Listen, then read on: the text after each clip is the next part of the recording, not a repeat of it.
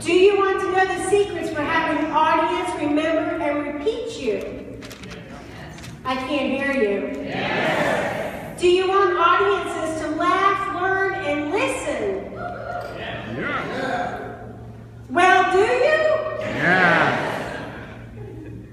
Then our next speaker is for you. Richard Hardon, DTM, the power builder, travels the globe, passionately committed to helping people live better lives.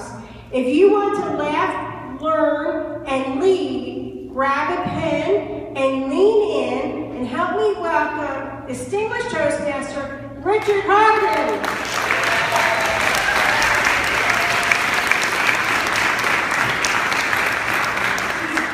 Oh wow! You guys look amazing. And I'm so excited to be back here because I have a confession. This is actually my first visit to North Gwinnett Advanced Toastmasters this year. I mean, life is going crazy for me. It's been bananas. I've been all over the world. It's only 6 months into the year, and already I've been to Canada twice, to Vegas, to California, San Antonio, Texas, got to hang out in Jekyll Island, just got booked to speak in Tampa, Florida. And I point out my travel schedule to you ahead of time so you'll know what to expect from me. It's kind of like the commitment that Elizabeth Taylor gave to each of her 7 husbands. I am going to love you intensely, but I'm not going to be with you for very long. Now, one ironic thing, and I didn't get a chance to get this into the introduction because I just found out, but in my travels, I came to the realization that the President of the United States, Barack Obama, has one autographed picture of a public speaker. And it's me.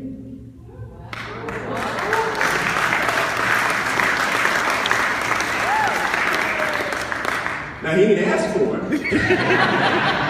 but he got one.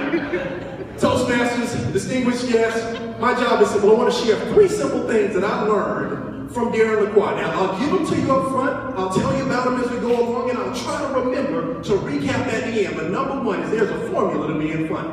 Number 1, there's a formula for being funny. Number 2, you become notable by being quotable. And number 3, just do it again.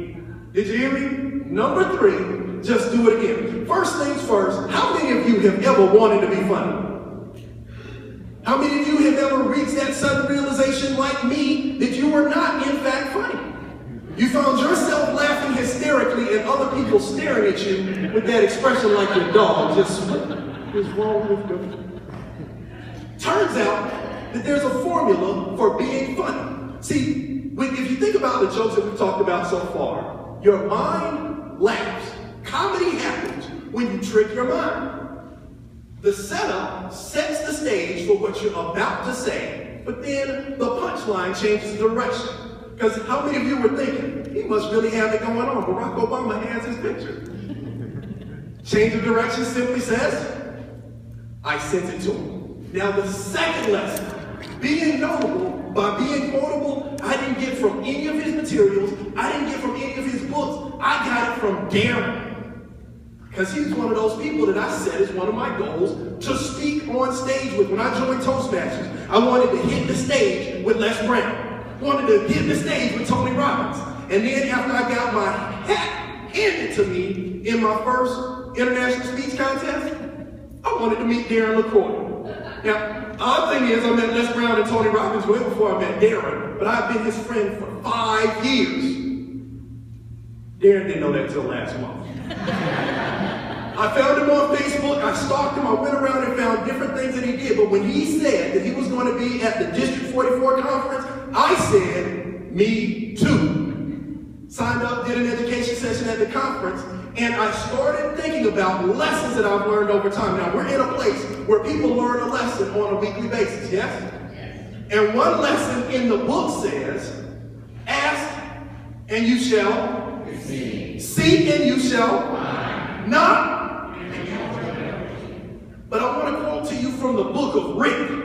If you don't ask, you won't get. Closed mouths don't get fed. Closed hands make no bread. Write that down. That's the book of Rick. First one, chapter 1. But so, wanting to speak with Darren, I found out where he was going to be, and I just stood around at his table like I worked there. Has anybody ever done that?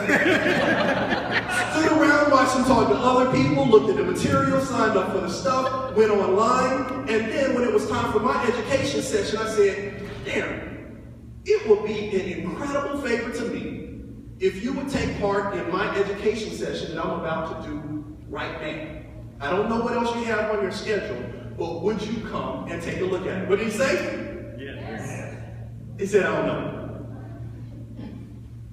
Undeterred, I said, well, I'll check back with you later on today. I checked back later on. Guess what? He had nothing to do. He finally did say yes. That's a lesson, by the way.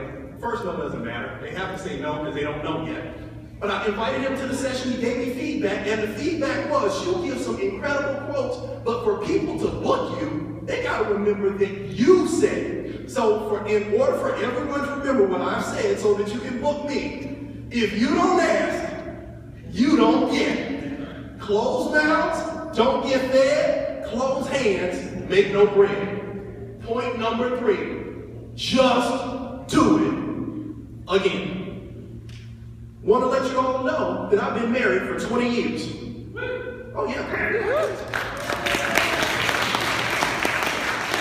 That is hard work. 5 women, 4 years each. That is. Oh, now I know who you are. There's some people that are like, oh, that was hilarious. There's some people that's not funny. But how often have we taken our approach to developing speeches in Toastmasters like we were serial monogamists? We did a speech one time and never came back to revisit it. But it turns out that excellence, that mastery, comes not from writing, but from rewriting. That great story isn't just written, it's rewritten, it's retold, it's re-listened to, it's recorded. Y'all record me, somebody record, somebody take a picture, send it to my mom and say, your boy's doing good. But make sure that anything you do, once you've gotten the feedback, do it again with the feedback and see if you're better. Does that make sense? So in recap, in repeat, and because I see that yellow light turns red and at the advanced club they get rude, they start applauding before you're ready. First things first is there is a formula to fun. People laugh when you trick their minds.